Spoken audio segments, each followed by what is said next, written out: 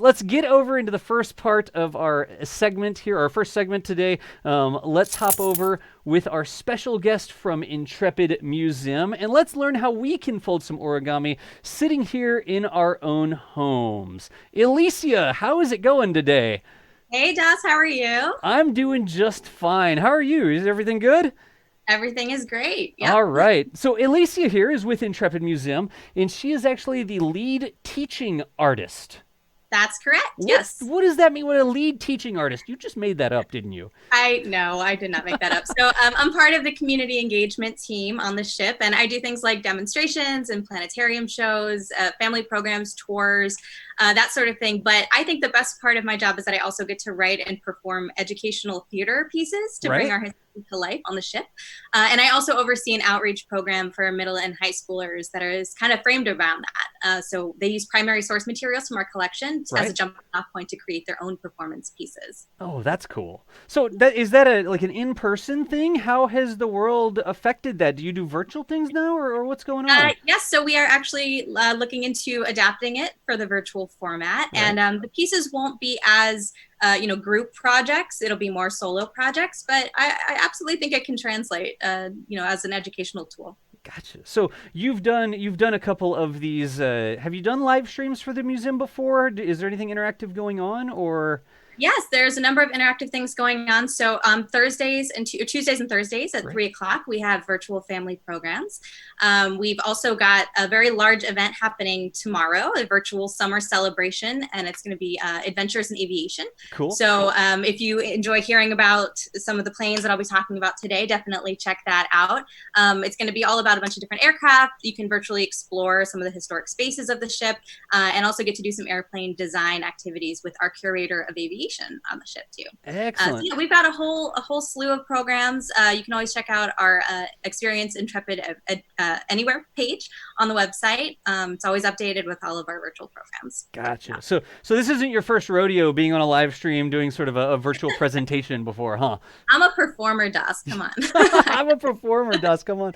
And so over here in chat, somebody has already noticed your background there. Apparently, your bookshelf seems to be color coded. It is. That's right. No reason other than I just really enjoy it. I have something of a photographic memory, so I actually find it's easier for me to find books that I'm looking for based on what the covers look like, Right? the colors, as opposed to the words or the last names of the author. So I just really enjoy the way it looks, honestly. It looks very sort of calming. It's like a book rainbow in your background. I'm apparently on Mars today, my background is just green. It's super boring, but excellent. So, in terms of what you're going to do here, right? You've got a special presentation, and I've already did the whole. It's going to be origami. It's going to be an F-14 Tomcat. Tell us a little bit about why are we folding a plane with origami? What's the deal? Right, right. So, well, first of all, as a heads up to everyone, for those of you at home, if you're interested in doing some of the origami that we'll be doing a bit, I just want you all to grab a sheet of paper. So, in America, just a regular 8.5 by 11 sheet of paper is fine. You can also print out a handy template that we've made with lines on it. The link is on the Intrepid website, and I believe also linked to on the landing page here. Yeah, we'll get that link in chat. Yeah, okay. Yep. And so if you're printing it on the 8.5 by 11 paper, be sure to set your printer to fill the page. But if your standard hometown paper is not 8.5 by 11, as I know we have some international viewers out there, set your printer to 8.5 by 11 letter size, and then you'll need to trim off the bottom excess. So there's Yeah, something so, we didn't even think about that, right? It's an yeah, international show. The entire point is we want people all over the world to see it, and the cameras are already videos of James Webb, all this stuff. We didn't realize that 8.5 by 11 paper wasn't available across the entire world. Metric system, how does it work? So I still don't know how the metric system works. But yeah, so it's at something the end about of the day, hundreds. once we fold all of this, all these papers, whatever sizes they are, this is what you will be making. So it is an F-14 Tomcat. Oh, that's cool. It's super cool, and you will be able to have this all by yourself in a few minutes. So That's um, fantastic. So yeah, so I'll give you a little bit of background again, like you were asking why we're talking about this. yeah, So if you have ever visited the Intrepid Sea, Air, and Space Museum, you might have noticed that a lot of our planes have wings that look a bit broken. They're all kind of bent up and folded in different positions, but of course, they're not actually broken. We have wonderful aircraft restorators to fix broken wings. Right. But it actually is for another reason. So the Intrepid was an aircraft carrier. It is an aircraft carrier. It carries aircraft through the water. And when it was out at sea, they needed to try to maximize the amount of space that they had on board so that, you know, they could fit as many planes inside as possible. Right. And the Intrepid in particular could fit up to about 100 planes at a time. Wow. So by folding the wings of the airplanes, they could actually save a lot of space. So, and this became really popular around the time of World War II. More and more because aircraft carriers were being used a lot more, like Intrepid. And now the folding wings on planes at sea are pretty much standard on every carrier-based plane for that reason. Gotcha. It's like, you know, you only have so much room in the aircraft carrier. It's a ship. They're huge, but you only have so much room on the hangar deck where you store the planes, on the flight deck where you move things around. And so anything you can do to make the footprint of every plane a little bit smaller means you can fit more planes on. So folding up wings and stuff like that is super important. In fact, Alicia, if you want, let's just go ahead and start getting into folding this F-14 Tomcat, Absolutely. shall we? All right. So, well, first of all, one of the oldest planes that we have. Oops. Oh, that's not a plane. That's a bluebird. One of our planes, although it is blue. That is actually live from my backyard there. I apologize. Here's the correct video. Okay. All right, so yeah, one of the oldest planes that we have on display is this one that you see here. So this is the Grumman TBM Avenger. It's a torpedo bomber from 1942, and it uses a special folding wing design called the stow wing. So rather than just folding up the ends of the wings, it actually folds and rotates the wings backwards against the body of the plane. And actually it kind of looks a lot like that bluebird with its wings folded back. And it's actually also part of the reason why it earned itself the nickname of the turkey, because it's very large and clunky, and it folded its wings back like a bird. So that folding wing action is about saving space and giving airplanes a smaller footprint, as you just said, when they're not being used. Now, later on, you're going to hear a lot about the folding sun shields of the new James Webb Telescope. And really, in a lot of ways, the idea behind how they're planning to send that into space all folded up is kind of similar. So it's packed up in a nice compact form, kind of like, you know, an umbrella is all folded up to save space. And then when it's ready to be used, it can be opened up and spread its wings, so to speak. Only those shields are a lot bigger, and they're about the size of a tennis court. So that would not fit in an aircraft carrier. But saving space isn't the only reason why airplane wings might fold. So another plane we have on display is the Grumman F-14 Tomcat. Now, this one is a fighter plane that was used quite a bit in the Navy from the 70s to the early 2000s, but it's probably a household name now thanks to the movie Top Gun with Tom Cruise. Another Tomcat's wings, when they're fully extended, it gives the plane a bit more drag to fly at slower speeds. So, for instance, if it needs to land on an aircraft carrier. But rather than folding the ends of the wings up, it actually goes backwards like this. They sweep backwards into this triangular delta shape. And when it's in that position, it can go up to about 1,500 miles per hour. So very fast. And in the spirit of all things folding today, and because the Tomcat is also just a really cool plane, I'm now going to teach you how to fold your very own Origami F-14 Tomcat.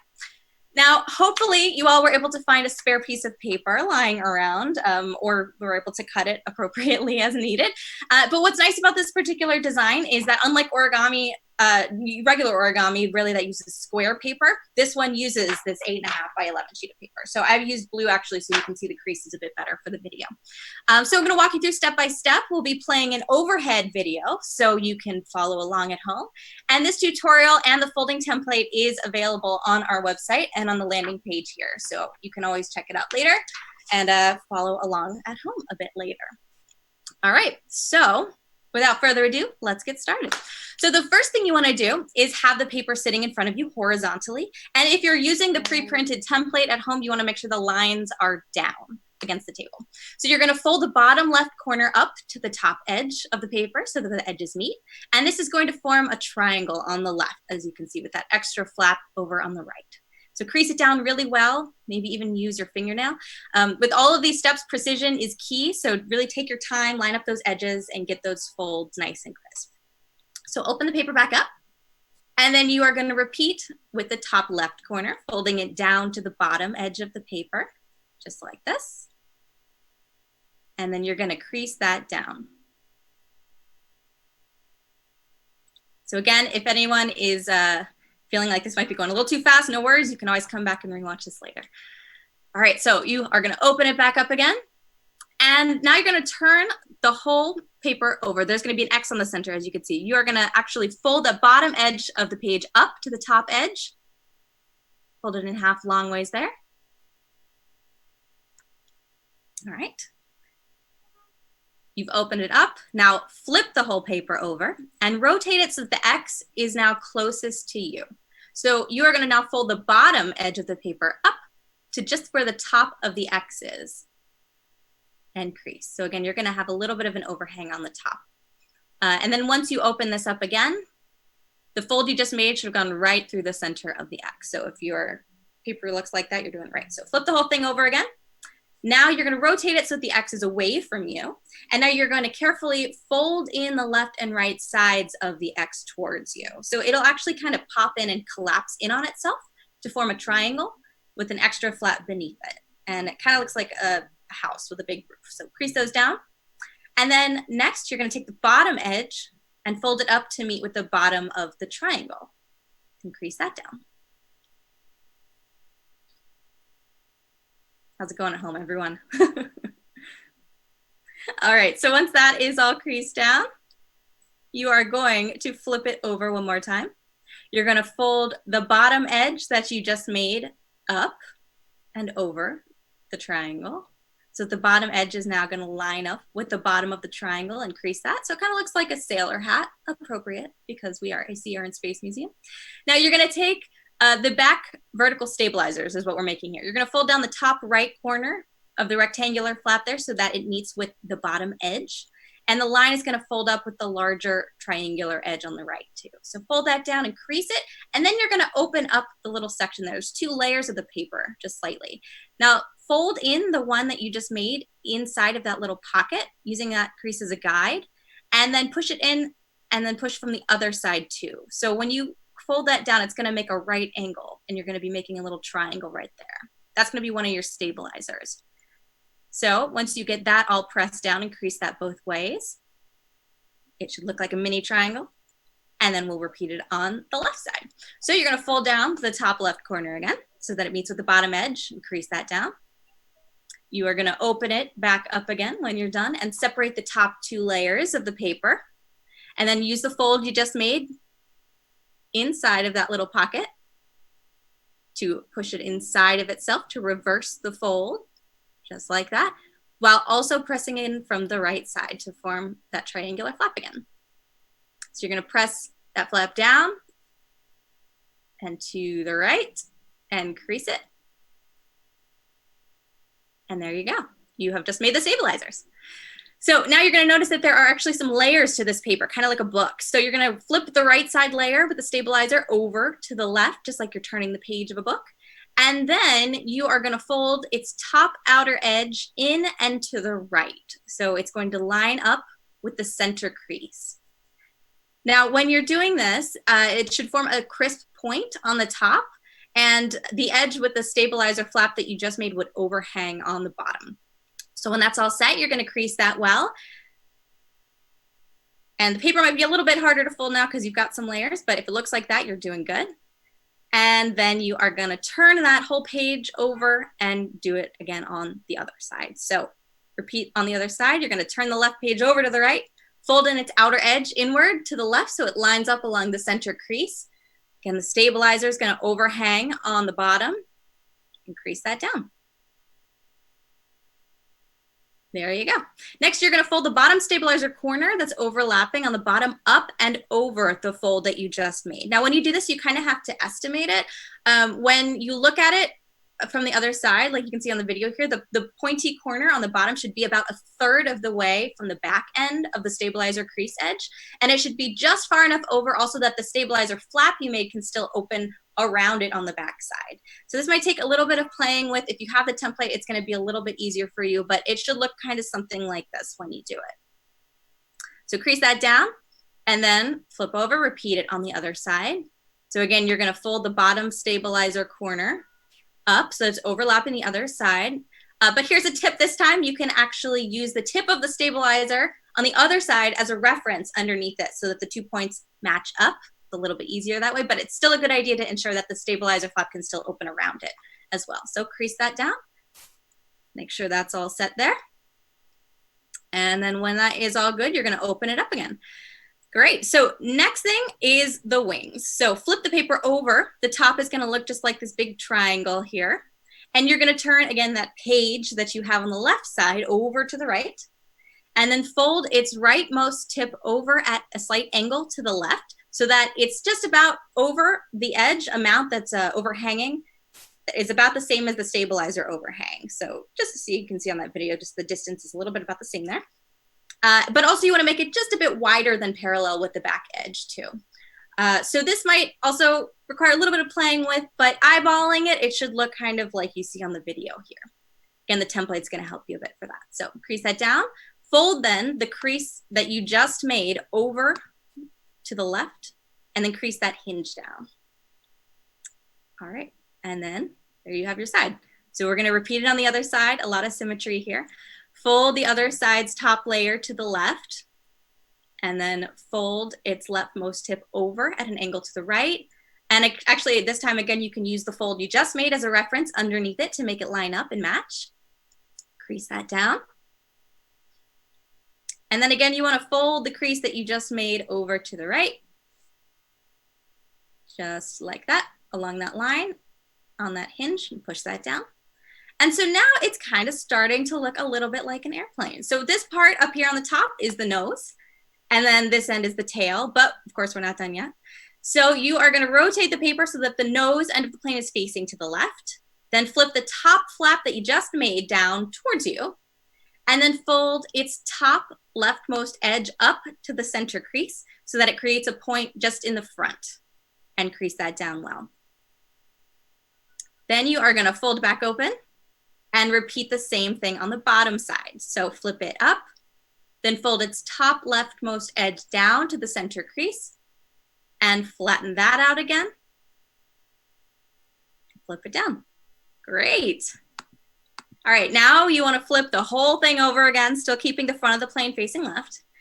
Now, this last part is a little tricky, but see if you can follow along. You are going to pinch the front of the plane just like this in front of the wings, and you're going to bend it down just slightly while also pinching the bottom of the back of the plane with your right hand and pushing up from underneath.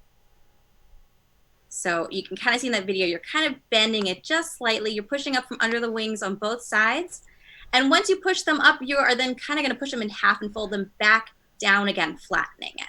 So again, it takes a little bit of playing with. This is really the hardest part, I would say. But by doing this, we're making that sort of dome shape that the F-14 has on top.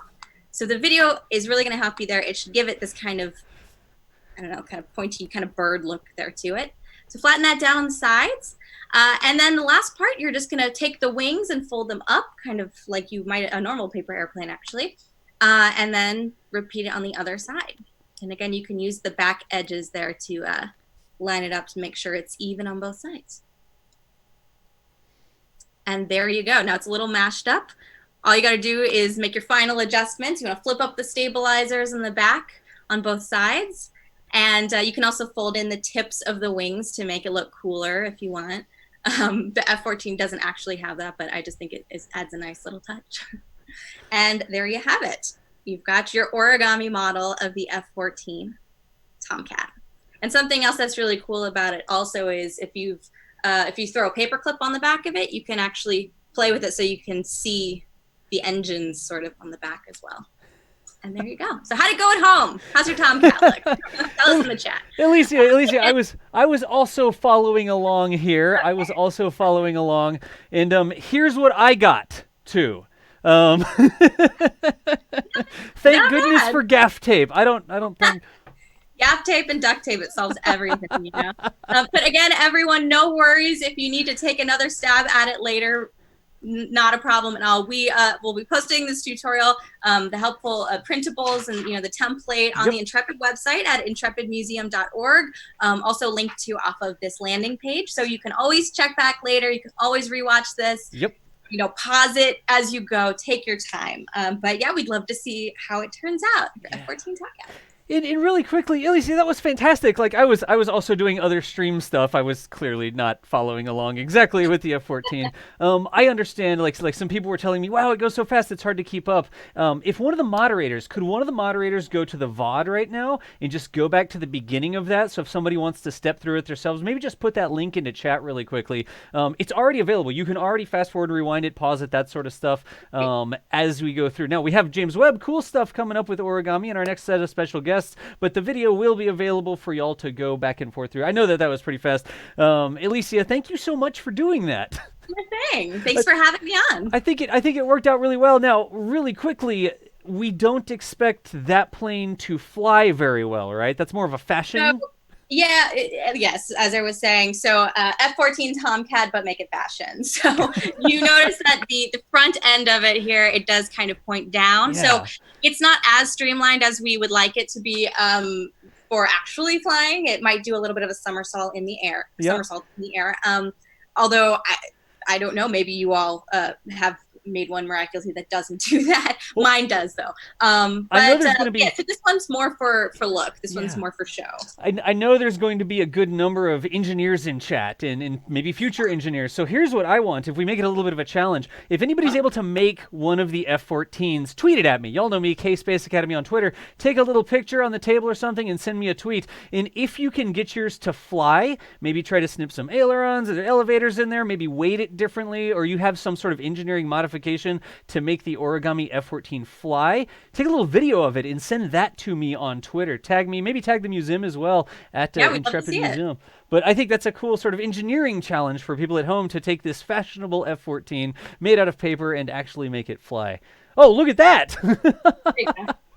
Wow, the resemblance is striking. You can also kind of play with the wings too. If you take the wings that you've made and you crease them down a little bit, you can actually make them fold as well. Oh, wow. Okay. So, again, this won't be for flying purposes, but you can kind of fold them in just like the real F-14. Fold them in just like the real one. Nice. Alicia, thank you so much for the time today. Again, y'all, Alicia is the lead teaching artist at Intrepid Museum, and she did our little demonstration here on how to fold an origami F-14. Alicia, thank you so much. That was fantastic. Thank you so much for having me. Have a great astronomy lab, everyone. All right. Good deal. So I will pop back over this way. And Alicia, you're clear to disconnect now, and I'll get the rest of the guests in here. That was pretty cool, y'all. We will get the link so that you can fast forward and rewind and that sort of stuff. But now let's go ahead and see if we can't get our other special guests onto the call. We'll link up the tutorials and stuff that got in chat. There's the beginning of the tutorial VOD right there. I know it is a little bit fast when it's happening live. Definitely going to be useful for you to be able to pause and restart things and stuff like that, right? So let's do this. Let's get our next special guests in. If you're just joining us, it's the Intrepid Museum's Virtual Astronomy Live. This is a virtual event where we're able to bring experts, engineers, scientists, astronauts, educators like Alicia from all over the world in and then share this content with you. We know that the world's a tough place right now. You maybe can't go to a museum, and sometimes maybe you live on the other side of the world, so it's difficult for you to get to New York City to visit Intrepid Museum. So we've been doing these virtual events as a way to sort of continue to reach out to you. Give me just a second here, and let me see if I can get some additional special guests in. So we are going to see who else we can get on the call. And I will say this, as I'm joining you in, anything you say may be broadcast because we're live right now. So give me just 1 second. Make sure that I've got everybody in their right slots really quickly. There we go. There we go. And what do we have here for everybody? 600. Where is everybody? There's everybody. Okay, we need to make one quick adjustment here. Charlene, could you please stop and start your video right quick? Thank you. Perfect. And we've got Summer Ash, and now we just need to move this around. So you are back, and then we do this, and we do that, and then we fix that up. All right. Wow. Oh, geez. I'm so close, but I didn't quite get it exactly right there. Let's go ahead and push forward with our special guests as I fix this up. So here we go. go ahead and transition. There you go. Summer, welcome. How's it going? Great. How are you? How are you doing today? Summer Ash is going to be our moderator here as I fix the slight problem we have with Charlene's video. Charlene, you're not doing anything wrong. That's all on me. Summer, go ahead and take it away. Tell us what's happening here today. My pleasure. Hi, everybody. I'm Summer Ash. I am a astrophysicist and science communicator. And I'm super excited to be part of this Virtual Astronomy Live. Today, we have a really cool topic that I think most people wouldn't put together, but it's got origami and we've got space. And I'm joined by Dr. Charlene Morrow, who is a retired professor of psychology from Mount Holyoke College and a past chair of OrigamiUSA. And she's worked with NASA on several projects, including an educational project to inspire young women from underserved populations to go into mathematics and science. Hi, Char. And Hello. I'm also joined by Keith Parrish. He is the observatory manager for the James Webb Space Telescope, which I am representing today. Oh, nice earring. Thank you very much.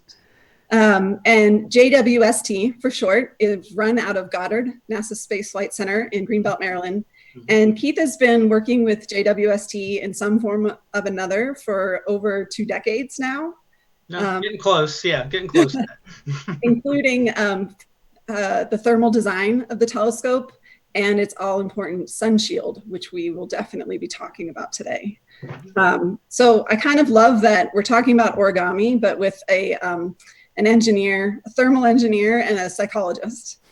And I'm very excited to dive into this. But first, I just got to show you some geek evidence that this is a box of origami paper that I've had since elementary school. Really? That someone gave me as a gift. And I've used it, actually. I've restocked it a little bit, but awesome. I'm really excited to dive in today. So, Char, I wanted to start with you. As a psychologist, how did you get into origami and mathematics? Yeah, great question. Well, it was a journey. And I guess without going into like the ancient history, I will just start with the fact that I came to Mount Holyoke in about 1986, and in part to run this summer program for young women in high school to inspire them to think about making mathematics part of their future plans.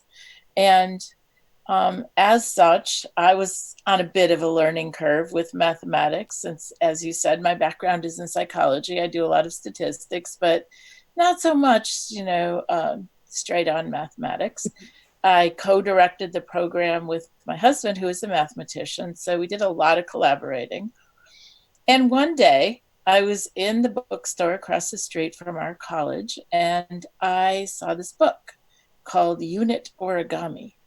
And I thought, wow, beautiful pictures of geometric models. Maybe could I hold one up just to give a sense of what kind of stuff was on the cover? Okay. Yeah.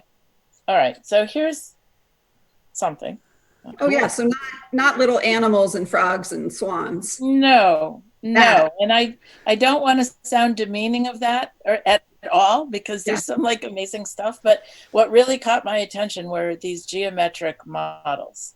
And this is just a simple little 3-paper, geometric hexahedron.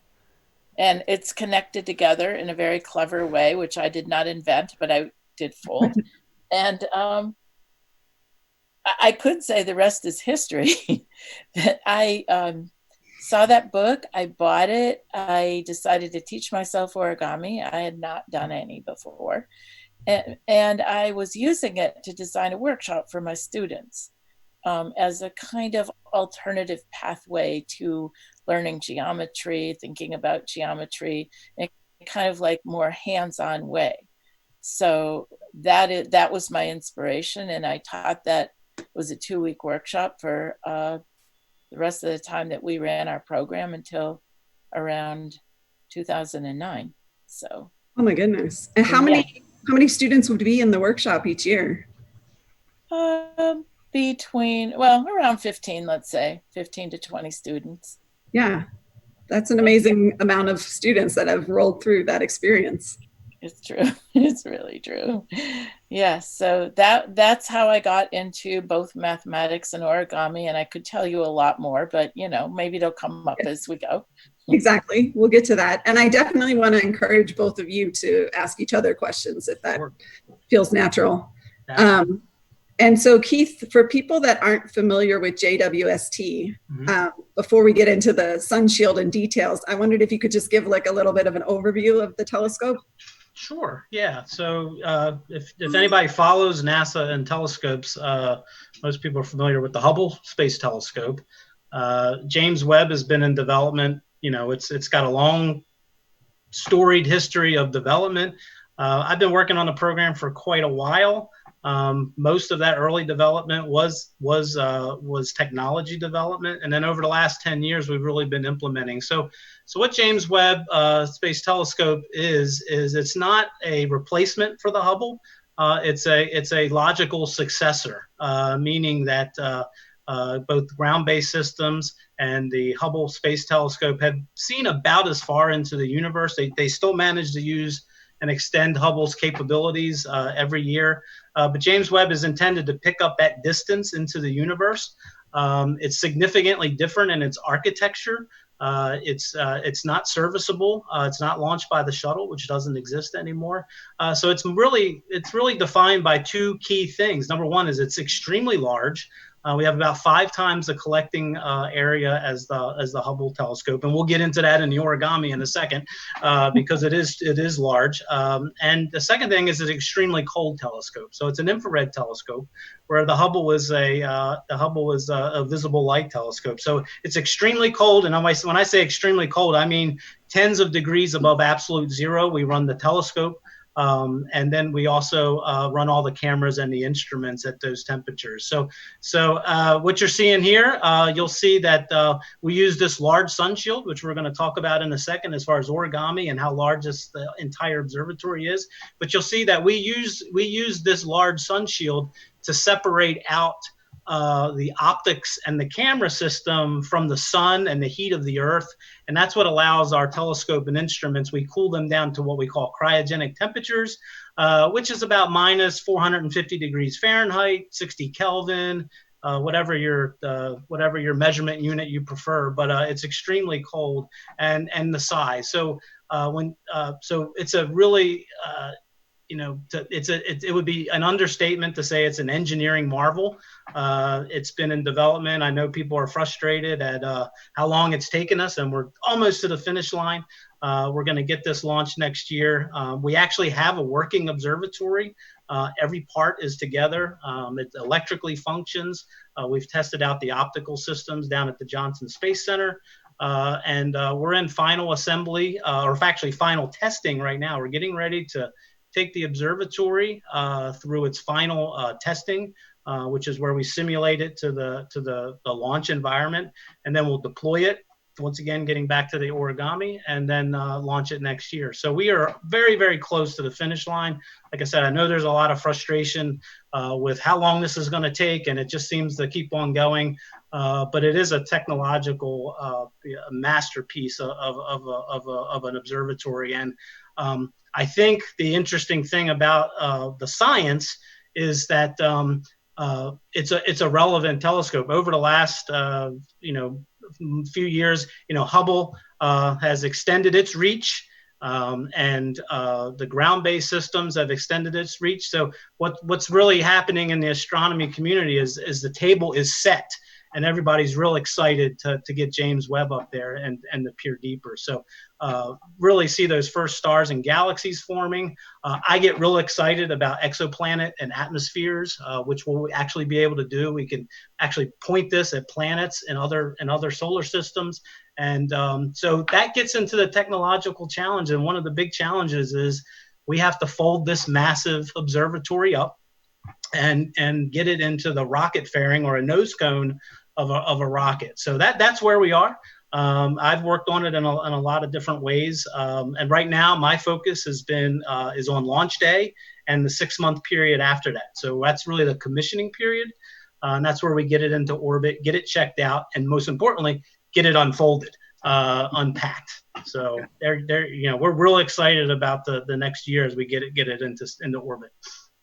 Yeah, and to go back to the importance of the sun shield, I want to talk more about the fact that it's because, like you said, it's an infrared telescope, and we are familiar with infrared as heat, or because we're all giving off right now. We're all glowing in infrared, right? Exactly. But you need to also protect the instruments, not only because electronics run better when they're colder, but because you don't want the telescope to detect itself. Exactly. I always tell people, if you went into the movie theaters and they didn't turn out the lights, you'd be really upset. Yes. So I say, hey, we want to turn out the lights, which is heat. So if we don't get the telescope cold, all those photons of heat in the electromagnetic spectrum, the infrared part of the electromagnetic spectrum, will just flood the camera. So if you take your iPhone outside and you point it at a bright thing, it's gonna blind it. So we don't want to blind it with its own heat. So that's the whole point of the sun shield, is to separate that cryogenic telescope from the heat of the sun. And then the other thing you'll see in this video right here at the end is you'll see that the sun shield is actually more than one layer. We actually have 5 separate shields. They're kind of nested together, and you can see them separating there. And it's that separation that allows this telescope to get so cold. If we only had 1 layer, it wouldn't get cold enough. 2 layers, not cold enough. 3 layers, not cold enough. So we add 5 layers, and you can see they're nice and stretched tight, almost like sailing a ship. And it's that tightness that lets all that heat escape before it gets into our optical systems. Yeah, that's amazing. So Shar, before we jump back to the folding of the telescope, a lot, like you said, you got into more of the mathematical geometry, topography type of origami. What are the things that you taught your students about those? What kind of activities would you do, and what was the importance of those? That's a really great question. So I will, can I show you a couple more things? Just some of these things really speak for themselves. So for instance, here's a model that I might teach my students. It looks very complex, right? Absolutely. But what's really interesting about this, and I'm not sure if this particular thing relates to aerospace engineering, but I don't know. It's surprising what relates to what. Something very basic, simple, like folding a piece of paper can, provide insight, like Keith was saying, about how to fold up things small and open large. Okay, well, this is a static item. This doesn't fold up anymore. It has 30 pieces of paper, though, that cleverly interlock. And it's got a lot of things in it about angles and about tabs and pockets. And I could just maybe, let's see, this one's kind of small, but I could unfold something here. I like to do this because people kind of feel like when you folded something, they feel like, no, don't ruin it. But one of the things I feel really strongly about, so you can see that, maybe you can't. Might interlock. Yeah. But if you can't fold and unfold something, then maybe you don't really understand how it works. And so that's a great point. A lot of origami is about making beautiful things, and there are really beautiful things. But my focus is a little more on problem solving. So I sort of feel like the interesting thing about it is making sure you understand how it's structured and how it works, and being able to make it again and things like that. So even something as simple as a box. So it's like a beautiful box. But my take on it would be, it's a hexagon. Right. What's involved in making a hexagon? How do you make it hold together? And one of the things that I really focused on with my students was I would give them like instructions rather than tell them how to do it. I would give them a page of instructions. Many, many origami people find it difficult to interpret those. Not everybody, but it's a bit of a challenge. It's the same challenge students have in geometry, and that is to interpret 2D pictures into 3D objects. At some point, every piece of origami, virtually every piece of origami, goes from 2D to 3D. And that is where it gets difficult to understand. It's hard to draw pictures of it. Oh yes, there's an object that some of you might have seen on the, I don't know if this showed up on the page, but this is a spinner. You can see this object. And maybe if I turn my camera on for a second. Sure. Let's see if this works. So it actually spins. It actually spins, and I have it right here. And let me see if I can, turn on my camera. Oh, there we go. Okay. Can you see it? All right. Yeah. Wow, the whole thing spins. Ooh, wow. Yeah, the whole thing spins. And I mean, it's kind of a marvel, really, when you think about it. I can turn off my camera now. Go back to me. It's just 3 pieces of paper. Right. And they're nested together, and there's not even really, it's only pointed because this little handle is squishing down on it. Oh, right, so to give it the spin. It just gives it enough to spin. And so action models in origami are really, really great. And there's one of our best known origami people is Robert Wang, who you might have heard of, because he has worked on folding space telescopes, and he has a lot to say, and he has TED Talks, and he's really interesting. Does a lot of very artistic things as well. And one of his talks is called From Flapping Birds to Space Telescope, folding space telescopes, right? So here's a flapping bird. Yeah. Awesome, right? Right. So there's a lot of engineering, I think, that goes into a lot of origami. And so if you look beyond just the object and you want to understand how things are structured and how they're folded and how they come apart and how they unfold, as Keith was just saying, like in the JWST, how things unfold are maybe just as important as how they fold. And I don't want to pretend to be any kind of expert here, but I know, for instance, a little more about airbags in cars. People might think that they're just stuffed into the compartment, but they're not. They're folded in a very specific way so that when you need it, it's going to unfold reliably and it's not going to get all stuck on itself. Yeah. And I was watching one of the videos that was shared, I don't know where exactly along the way, but about the JWST was it the sun shield, or maybe yeah. And I was watching it and I thought, oh, it would be a disaster if that just like the materials got stuck to each other, or it got caught on something, or all of those things are so important. So I mean, there's some very simple things, like I will show this. I think this sort of has inspired some sun shield types of things. And that's one continuous piece. What? I have my own version of sun shield. That is more relevant. Not as fancy as that. A little different shape, but But this is one sheet of paper. It's actually very simple. Yeah. Just a series of concentric squares, fan folded, and it folds down to a pretty small packet. Yeah. This does not fold completely flat, though. Yeah, that's actually very, very similar to I have my own little paper model. It's definitely not as nice as yours, Shars, but this is the I don't know, where's the camera here? This is the concept for the gotta move it the right way. It's all delayed. So this is the concept. It's it's basically a kite.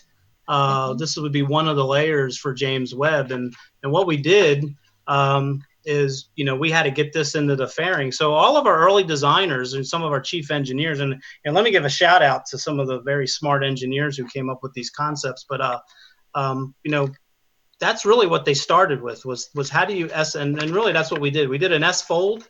You can kind of see this kind of comes in. We don't call it a Z-fold because we don't want to hard crease the edges for the James Webb Space Telescope. And then when we got to this place, we got it all nice like this. And we said, well, what do we do with it now? Do we keep folding it? And what we did for James Webb was we just did 2 more folds to get it into this configuration, which is its launch configuration. And so we yeah, exactly. We could have kept on folding, but one of the practical limitations for flying one of these shields in space is getting the air out of it. So the more we folded it up, the more potential for trapped air. As the James Webb is on the rocket and riding, we're going from sea level pressure to vacuum. So if we don't get that air out, air pressure is a tremendous force that will completely destroy the sun shield if we don't get it out. So that was one of our big considerations was, we started with an origami concept, and we took it so far and we kind of stopped. And it was primarily to let the air evacuate. We wanted to fold it as little as possible in the end, because every time we do fold it, it's wear and tear. The more you fold it, the more damage you can do to the materials. And once again, it's all designed to unfold, sort of reverse origami when we get on orbit. And I think anybody who has wanted to cut a sheet of paper in half and that person doesn't have scissors, and so what do? You fold it back and forth enough times. It just wants to come apart. Yeah, so you don't want to fold things too much if you don't want bad things to happen. Yeah, we have folded. We're getting ready to launch next year, and we have folded our sun shield. And when we fold up our sun shield, it's 5 layers. They're all sitting on top of each other. So we have to fold them all together. We have folded it twice now, and we've just folded it again, and we'll unfold it one more time. So it gets 3 cycles of folding, and we really don't want to do more than that, because every time we fold it, we do have the potential to do that. So we don't hard crease it anywhere. We make sure that it's and it does take quite a while. I mean, one of the reasons we have taken a little bit longer than we had planned was the fact that when we fold it all back up, you talk about airbags.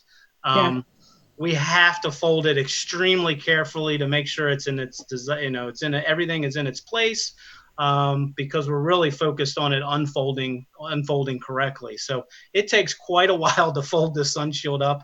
As you can see from one of the earlier photos, it takes cranes, it takes lots of people, and it just takes an enormous amount of people to manipulate this large shield into place for launch.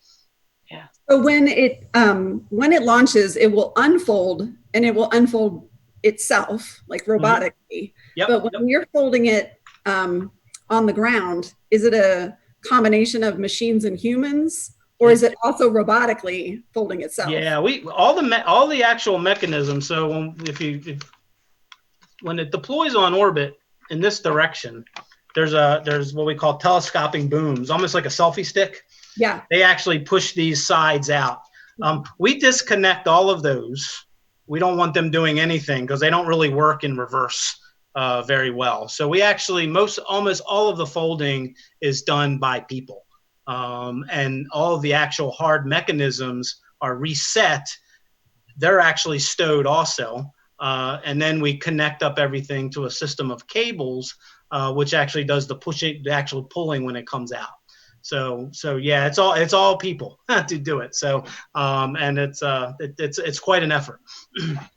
Do you have all of them added like the word origamiist or whatever to their business titles? They really should, because we've been very fortunate that most of our folks love to work on James Webb, and really what we need to do is we have an experienced team who knows, they know the personality. They know exactly where the folds want to be. So it does have its own little signature, and they know it well.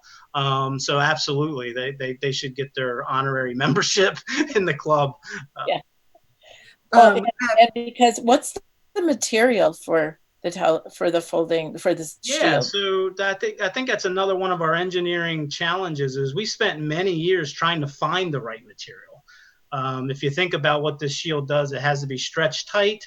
It has to survive for a decade or more in the really difficult environment of space over temperatures that can vary by several hundred degrees. And it's also being bombarded with protons and electrons, all kinds of nasty stuff that the sun spits out that we're protected here on Earth from, but James Webb is not. So we spent a lot of time developing a material, and we invented materials to see if they would work. We went to the Mylar, the Mylar balloons. We tried to see if we could use that. We actually took this and hit it with micrometeorites that hit it and blasted things at it. But ultimately, we found out that it's a plastic called Kapton that's regularly used in the aerospace industry. It was kind of right under our noses the whole time, but not exactly. That's a little bit of an understatement. There's a very specific flavor that's not really used readily of Kapton that we found had extraordinary strength over our temperature ranges. So we ended up using that. And then you'll notice in some of those videos that it's kind of got a purplish color to it. That's because we take that plastic and then we put a small layer of a metallic coating on it to give it the right reflective properties and the ability to survive for that long period of time. So ultimately it's a coated plastic, a lot like one of your Mylar balloons, but it's actually a Kapton plastic. Yeah, that's really interesting because even within paper, and I know it's not made out of paper, but if you fold a lot of paper, you start to realize that there are many, many, many different kinds of paper, and they have different qualities. And some of them readily tear so this is like an old model that I've been playing with for a while. Maybe you can't see. Oh yeah, the creases are wearing. Yep. Yes, and you can see their little holes right where there are vertices here also. Yeah, one thing that we have found with I got to get the camera. There's this weird delay. One thing we have found is right in this area right here, where we bend it up almost 90 degrees. We have reinforced that area because we've found over the years with some of our test articles that it would wear out where those folds are constantly being folded. Right. One of the things we also did was we started small. We started with paper models and then we started working with larger. We go to the hardware store and buy plastic sheeting, make another model and see how that folded. And as we found out, as we got larger and larger, because of the thickness of the material, because of the way it would slump in gravity, because we're trying to test this thing and build it in gravity. It's designed to be in space and in zero G. Is that we had to keep going bigger. We eventually had to build a full-scale test sun shield to really work out all the final details and how to fold it. So as you can imagine, the thickness of the material, as you went smaller, it just didn't scale very well. So we started small and we worked big. Another thing I want to point out when it comes to tearing, not sure if you can see this. You'll see these, looks like almost like a quilt pattern. It's actually from drawing. There we go. This is actually from one of our mechanical drawings. The sun shield itself is actually made of 4-foot wide material. You cannot buy material this wide, which is about 40 feet wide in reality and 70 feet long. So it's actually almost a quilt or patchwork of seaming material. And the folks who, it really gets into like a seamstress kind of knowledge of how to cut patterns, almost like airbags. You have to cut them to specific patterns. So there's like 50 or so. I can't exactly remember. Each one of these layers is made of actually like 50 separate smaller pieces that have been seamed together. And that was actually another one of our challenges on, how do you actually connect all these little pieces up? Do you glue them together? Well, gluing turned out to be not a good idea because it would stretch and crinkle and there was mismatch in the properties. So a company in Alabama who actually seamed it all together for us. They had an interesting technique of sort of like welding it together. Once again, that was one of our bigger challenges, is going from tiny models to something that's 70 feet long. And the institutional knowledge that you get with a lot of engineering, we really didn't have it. We had to sort of invent the institutional knowledge of how you actually build something this large around the cryogenic but as with your paper, tearing is always a concern. And those seams where everything is seamed together is actually, we call those ripstops, almost like a parachute. People, they don't want your parachute to tear, but if it does, it'll only tear so far. So that's really our sun shield. If it ever gets a large tear in it for whatever reason, the tear will stop because we've had built-in ripstops also. So there's a lot of really tiny features built into all the different layers to get it to that right shape, allow it to fold, get the air out of it, and then last on orbit for more than a decade plus. Right. And in addition to the folding, oh, sorry. Yeah, go ahead. I was going to say, making things large, scaling up is also a big issue in origami. Yeah. And how do you support it? Because paper doesn't support itself at that scale. Right. Yeah. That's been one of our bigger challenges, is how we deploy and test everything from the mirrors that, if you looked at the video, everything unfolds on James Webb. I'm talking about the sun shield a lot, but our mirrors don't fit in the fairing. Nothing quite fits. So we fold up a lot of things, and ground testing in a one gravity environment is very, very difficult because we don't want to help it. That would be cheating in the test. We want to try to negate all the gravity effects. And for the sun shield, you'll see in those videos, we kind of just deployed it and it kind of lays and flops itself on a table. And that's as good as you can do. We've even floated things out on water tables.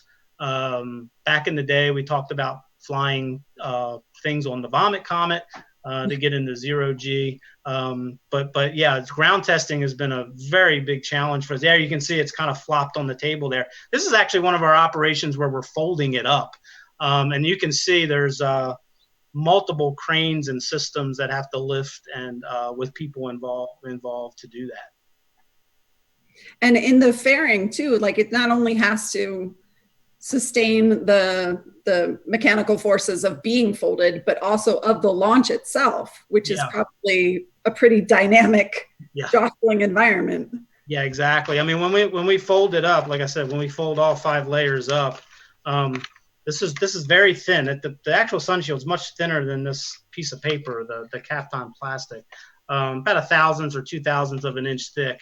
But when we actually do fold it up, it goes from being floppy paper to a very, very stiff structure. And so it's almost like, it's this. Let me turn the label around so I don't advertise. There it is. So it's almost as stiff as this aluminum can. It has weight, it has mass, and it has to be supported. So supporting it during launch, and there's 2 launch environments that we're really concerned about. One, the rocket shakes. If anybody watched the Falcon 9 a couple weeks ago with our astronauts, they had a nice, they described the ride compared to the shuttle. I thought that was fascinating. But yeah, there's a lot of shaking. The one thing that that's one of our bigger environments is acoustics, just the noise of the launch. So if you ever heard thunder shaking your windows, it's very much like that. So the entire observatory will shake from the sound. So that's the test we're getting ready to do in the next month. We got the entire observatory. We're going to take it to a test, and we're going to hit it with speakers. We're going to shout out it really, really loud, and we're going to shake it on a big paint shaker table to make sure it all holds together. Now, fortunately, the telescope and the spacecraft and sun shield have already been through those tests and survived and did well. Now we actually have everything together, and we're going to do it all over again. So yeah, that's where we are. So yeah, the rocket. I always tell people the sun shield has been an engineering challenge because it's sort of got 3 buckets of things. It has to be out and do its science mission, which is to protect the telescope and get it cold. It has to deploy, which is another bucket of challenges. And then the third bucket of challenges is surviving the ride to space. And so those three things together. And like I mentioned a little bit about the institutional knowledge that we had to come up with. And NASA's used to moving big things. One thing we're not really that good at is moving, and something we had to figure out how to do is move a big, delicate telescope. So you can see just some images here of how we get this telescope from around the country, because it was at the Goddard Space Flight Center in Maryland. It was down in Texas. Now it's down on the West Coast. Eventually, it's going to go to French Guiana in South America. But we use this big shipping container that barely fits into that C5 Charlie provided by the Air Force. And eventually, we put it all on a ship, and it goes to the Panama Canal. Down to the so just moving this around was kind of a new thing because it's so delicate. You say, well, it's delicate, it has to survive launch, so it can't be that delicate. But actually the way it moves and how it's subjected to different environments in that moving process is a little bit different than the launch. So we have to design it to account for everything. Yeah, but you make a good point about how the properties of it unfolded are different from it folded, as far as like what it can exactly. Yep, it's a completely different animal when it's folded up. And Char, I remember you showed us at one point like that you could have, well, first of all, origami paper itself is so thin, but you can fold it and do things with it that can make something stable. So I remember you had something that almost you could sit something on top of it, but it was really made of a couple different papers folded together. Yeah. Or maybe it was one piece. One piece. Yeah. Oh, wow. Yeah. So this is just a basic corrugation. You've heard of corrugated. Oh, sure. Yeah, that makes sense. So this has a lot of structural integrity. Like, actually, can I turn my camera on again for a second? Yeah. Okay. Because let's see here. Couple of things about this. All right, so one thing is, yes, there we go. So it has a lot of structural integrity. It's about maybe a ½ an inch high. I can take my cell phone, for instance, which is fairly heavy, and just set it on top, and it doesn't collapse. So you're starting to see like some ways that you can create that sort of thing. But the other cool thing about it is if you press anywhere. Oh, right. It's kind of connected. Get my hand out of the way. It's connected in a way, like sort of. Yeah, distributing. That, yes, it you move one spot, it moves the whole thing, which is kind of cool. Just, from folding paper. It's just basically like B-folds, alternating mountain valley, and then it's got some vertical folds that alternate in between. And this is like one of those, it folds up pretty small considering. Right. So here it is. Yeah. Here, let me turn my camera off so I can hold it up, not on a white surface. Anyway. Yeah.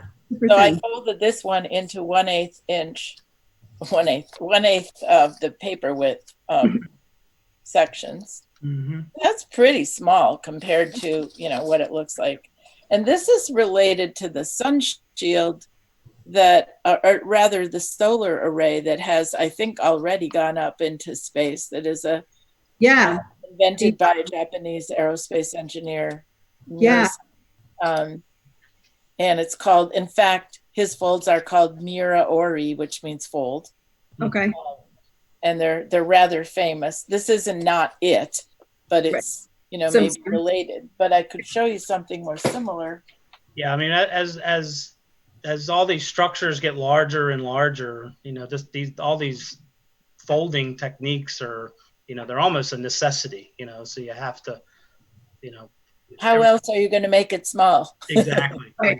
How else are you going to get it off of the Earth and into space? Yeah, but here is more like a Mira Ori.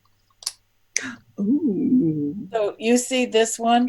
not only folds into a strip, Yeah. actually it's not in both directions. but it also folds down, and so that's Yeah. a really small I think for pocket.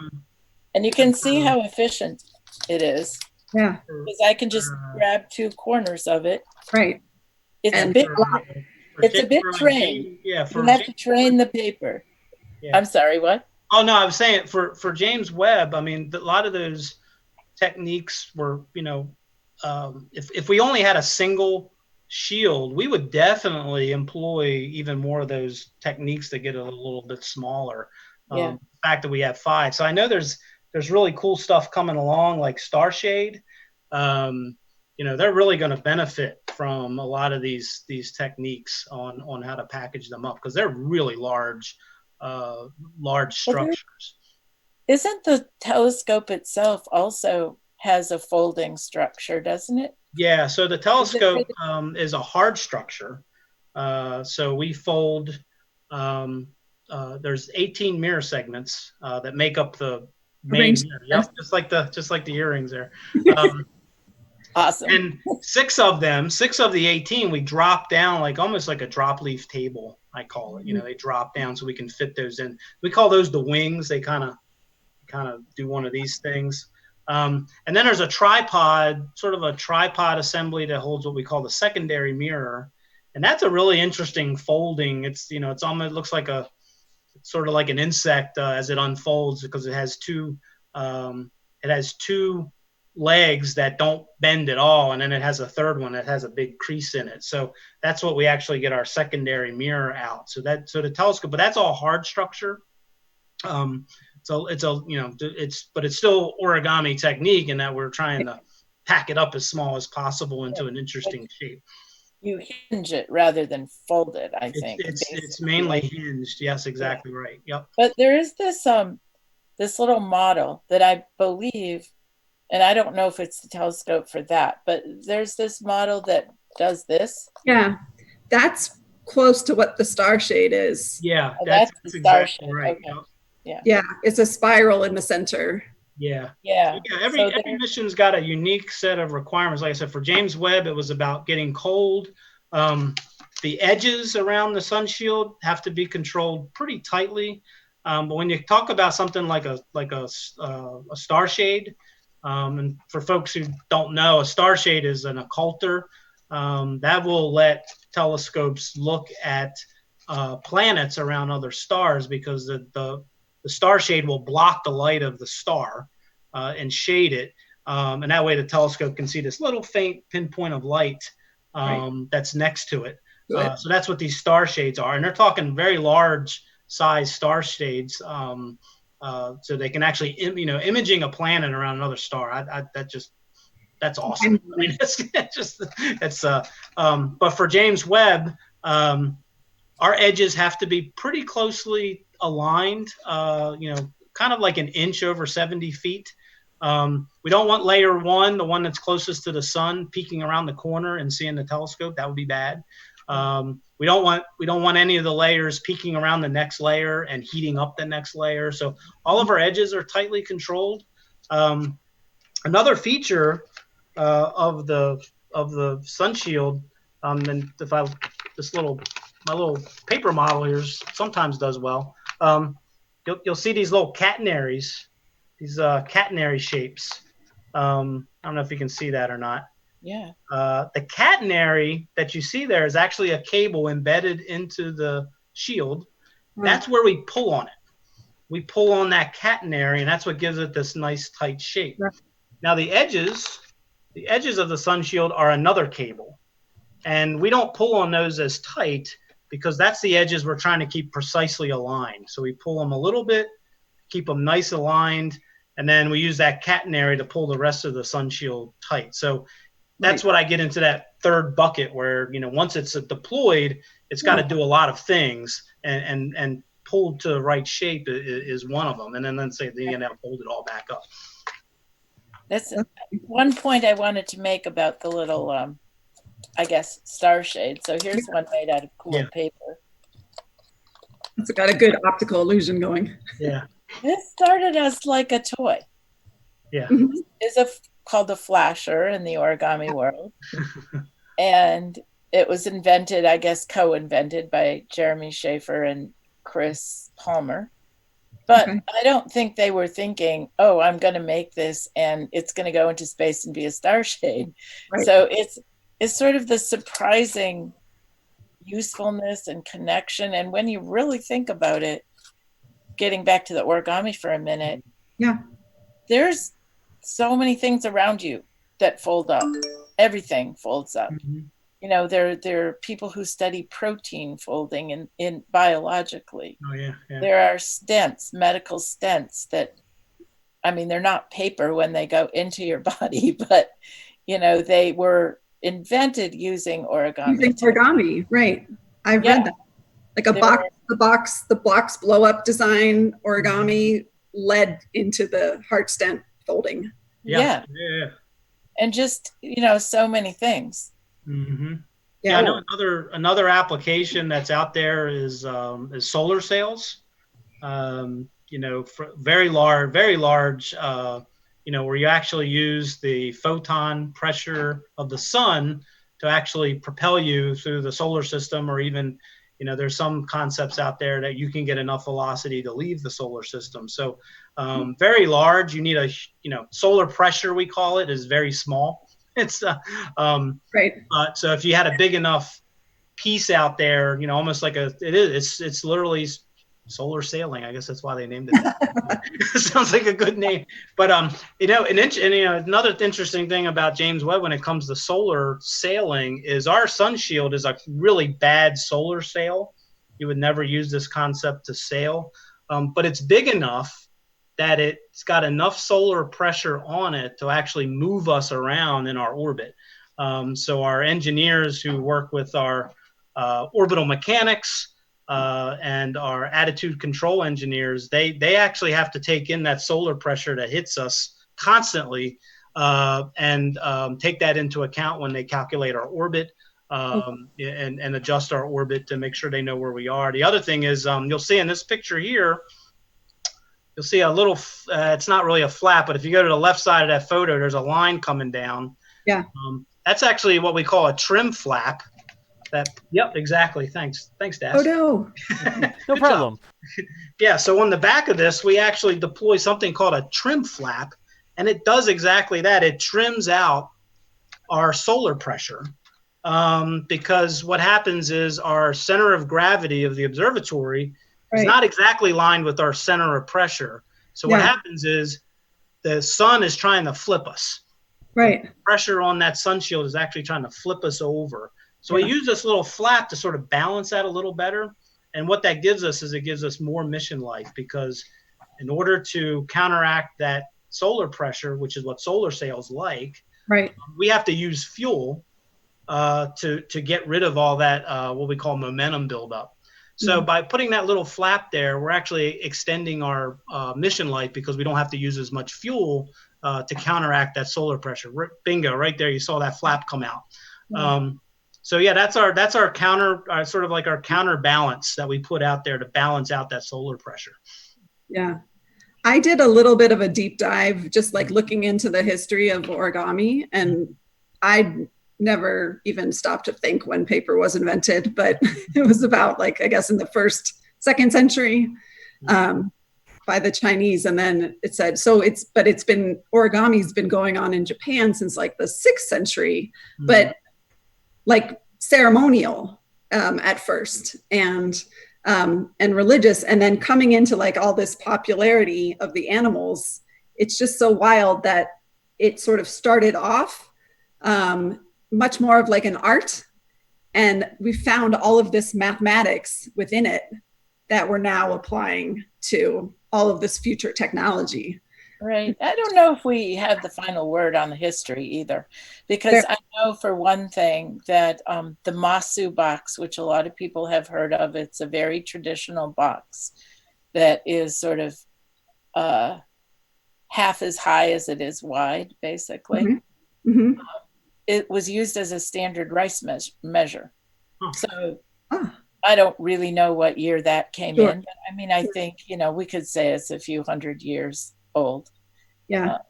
So there might be things that we could, if we had enough history, recorded history, we could uncover that has gotten a little bit lost along the way. And I just wanted to mention also that there is a kind of European, That's what I was going to ask you.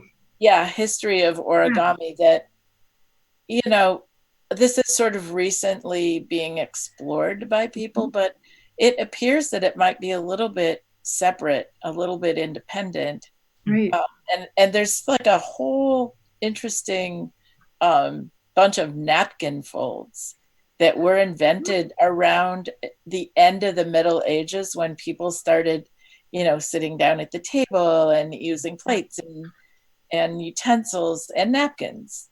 Yeah. And there's somebody who's written a history of this, which is really interesting, very intricate folds. So even using something not paper. Right. Yeah. And when you think about it, clothing, just any kind of textile, has folds in it. Yeah. I'm like a terrible folder of all my clothes. So. Well, that's a whole different subject. But to wear them, you know, and to wrap them. And if you look at the way that sari is folded in India, absolutely, there's a certain pleating process that happens. And some of the ceremonial, like the head wraps. Yes. Yeah. Hey, Char, do you, for your patterns, do you start with a hand sketch, you know, or is there any software involved that you use, or, you know, when you're coming up with something new, is it typical? When you come up with something new, I would say that people have a lot of different ways to do it, but people will mess around with paper and using sort of folding techniques they know and looking at the way things could work and making, if you're inventing a new animal, making appendages and then kind of backfilling. Sometimes it's very hard to diagram what you just invented. Yeah, but then there is a whole line of software too.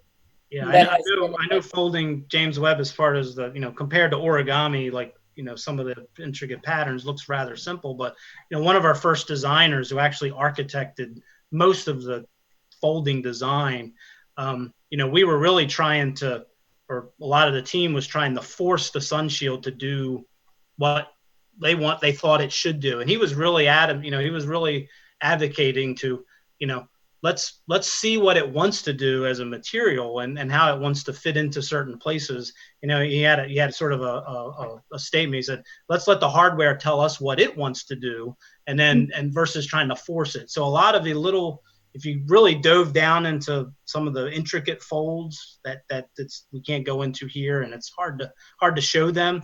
It's really because he advocated for, you know, a little bit of trial and error, but it's like, hey, it wants to fold this way, don't fight it.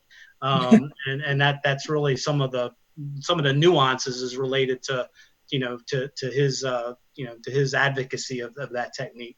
Yeah, well, that's really interesting. And I mean, but there are some, I'll say, laws of nature about folding. So if I could just say really quickly a point here about, like, there's a reason why this folds flat. Right. Because there's a rule about where folds meet. And if they meet in 3 mountains, 1 valley, or if there's a difference of 2 between the mountains and the valleys, it will flat fold. Here's an object here that does not flat fold. I cannot press this down to be flat, because if you look at the intersections here, they violate that rule, and it will not flat fold. Exactly. So there are certainly things like that, and there are programs that people use to investigate things with some of that built into it. Right. Yeah, I watched one of those TED Talks by Robert Wang, and I think I remember him saying that there were like four basic laws of mathematics or of folding that kind of explain all of origami. And it explain a lot. Yeah. We do actually have a mirror origami model now of your earrings. you can go to our website. Let me see. I think if it shows you here. I don't know, it's all blurry. Anyway, it's www.jwst.nasa.gov. and it's easy to navigate that site. But under features, you'll see a plan form model of our 18 hex mirror, and you can print that out for our audience. They can get themselves some origami paper. And I don't know if you've tried it yet, Char, but I have not. I'm going to take a stab at it. So I didn't do it because it was 16. It said it needs 16-inch paper, and got to go hunt that down somewhere. So, before we go to Q&A, Char, you've done some other work with NASA and origami. Can you just tell us a little bit about that? Or was it with the different? Yeah, thanks for mentioning that. So just in the past year and a half or so, I've been working with the Chandra X-ray Observatory with Kimberly Arcand there, and looking at an educational project that could help give some insight into some of these ways that things fold small and open large. And so we've designed several programs, folding lessons, so to speak, with some interesting questions associated with them. And they're up on a website now. They've just been put up. I think I was told by someone that after this program is over, there's going to be a page of resources. Is that true? We can go and happen for sure. Yes. Yeah. And so you could go there and you can learn how to fold this. Yeah. You can learn how to fold the flasher, and you can learn how to fold the tiny little star. Yep, the tiny star. And there's one other thing on there that this one, the hyperbolic paraboloid. I think I found it just by Googling Chandra and origami. Yeah, and there are videos. Yeah, videos that I did. Oh, so you can see me teaching how to fold those things. If you think they're cool, they take a little time, but they're not super hard. And then there's some sort of questions relating to that. And then they have some other resources too. So, I think that should be, I'd love to hear any feedback about those because they're just newly out. Mm-hmm. Oh, cool. Yeah. Well, so speaking of... Can I give one other thing? If absolutely. You love origami, our organization, OrigamiUSA, is having an online convention starting at 3:00 tomorrow. Not too late to register. Oh, wow. You can even register during it. It's like $30 from 3:00 tomorrow all the way through Saturday. And Robert Wang is giving one of the first lessons. Oh, wow. Yeah. And there's already close to 1,200 people registered for it. That's amazing. So we're excited about it. And if anybody wants to join that would be, I think, really a lot of fun. I was just going to share one more thing with you that I like to do if I go, usually at coffee shops. I've seen, they always have like a little tip jar, or back in the day when we were allowed to go to coffee shops.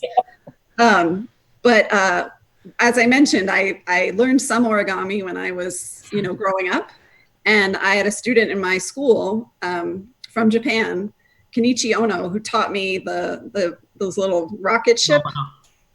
Oh, the dollar bill rocket ship. Yeah, so I always do it and leave it for the coffee shop. But that's the one, I have the muscle memory and everything for it, because for years I never folded it. And then all of a sudden I remembered it and I was able to make it happen again. Yeah. So, Char, are you a wicked paper airplane maker too? Or me? Not at all. Now we're going to get into some embarrassing things like I don't make paper airplanes, because I am totally into the more geometric stuff. Yeah. I love boxes. I love just purely geometric things. Yeah. I actually do a lot of origami that is based on different mathematical ideas to kind of demonstrate a principle. I'll show you one thing.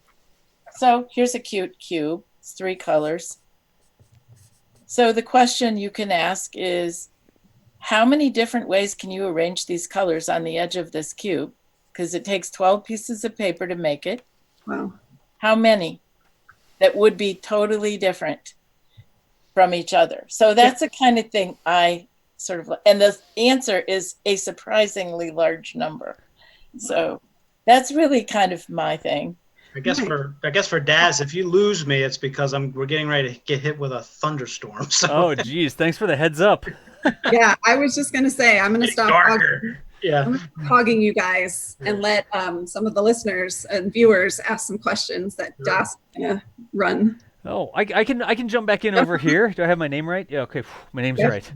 I can't get my own name correct. While we were going through that was all really cool to listen to. Chat, what did y'all think about all the discussion there on James Webb and origami? And there were things that I had never even thought of before, like a mathematical or like a rule that says if they meet this way, then they'll fold up. But if they don't meet that way, then you won't be able to compress them like you held up there, Shar.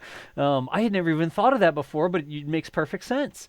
So we do have some questions here to go through. We've been gathering questions the entire time here. Do y'all still have a little bit of time so we can do some Q&A?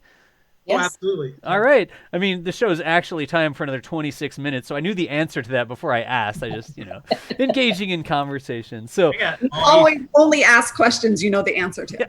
Yeah, exactly. Oh, no. So that's so boring.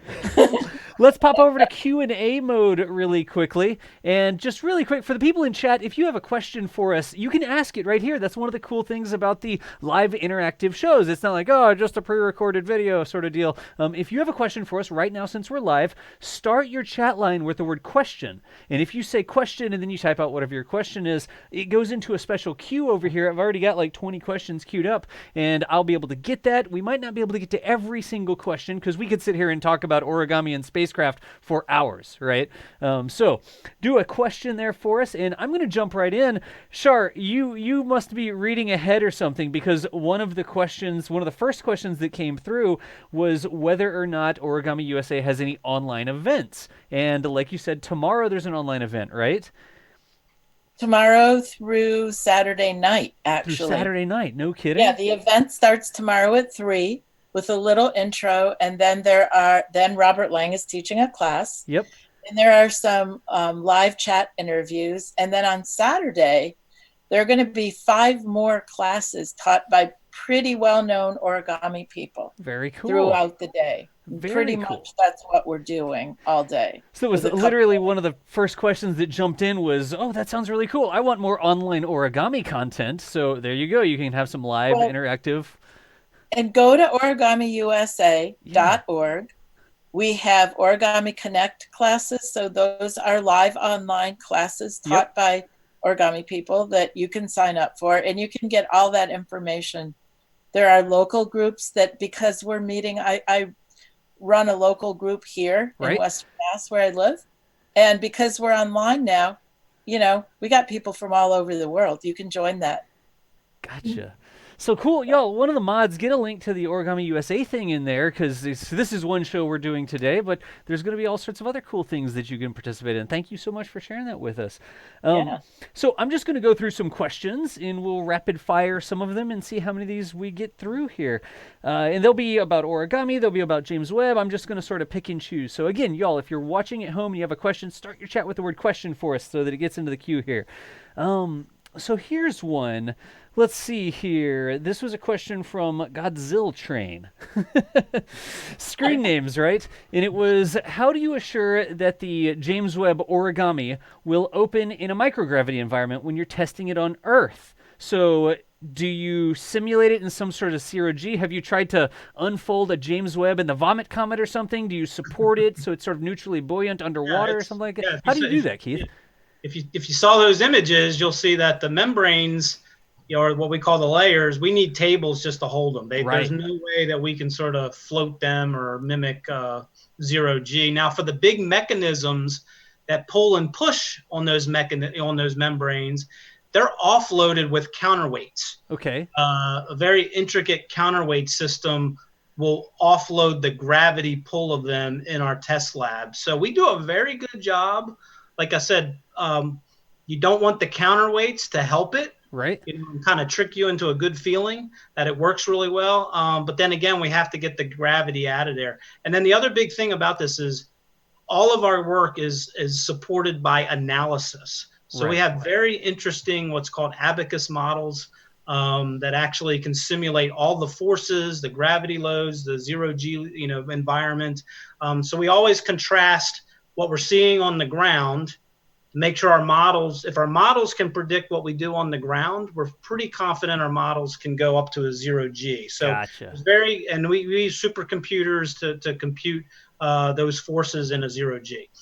Gotcha. So you think about it, you run the math, you run the numbers, you do it on computer, then you test it as well as you can, trying to support it to get it to 0G and that sort of stuff. It's really sort of like they did the flying bedstead. Remember during the Apollo program, they had that lunar lander trainer, and the lunar lander trainer needed to simulate Armstrong's favorite. Yeah, exactly. They needed to simulate 1/6 gravity for the moon, so they had a jet engine that held 5/6 of the gravity. Counterweight them, the counterbalance. Yep, exactly. So you do everything you can here. We have gravity; it's Earth. That's how it works. But you have some cool engineering ways that you can sort of. You'll notice, I know people have always seen the astronauts in the neutral buoyancy lab, which is a big swimming pool down at the Johnson Space Center, so they can really get a feel for 0G, working in that environment. So, absolutely. That's a great question, Godzilla Train. Thank you for that one.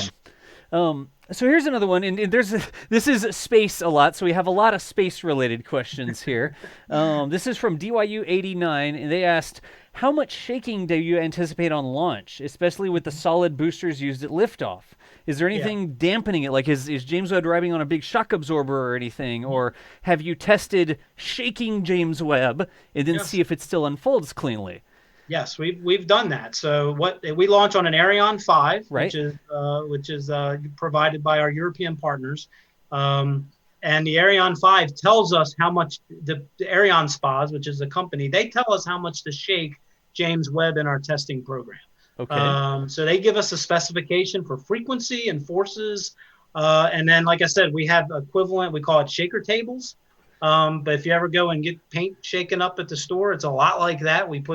And we've done that. We've done that to what we call qualification levels, which is Ariane Spas says the rocket will shake this much, so we shake it just a little bit more. Okay. And we've done that with all of our components. We've done that with the sun shield, with the spacecraft. We've deployed it after we've shaken it. And like I said, in a couple months, we're going to take the whole observatory together and shake it. Gotcha. So yes, we do that. All right, good deal. Here's one about origami. So this was from Musigamist, and the question was, Shar, this is probably, this one.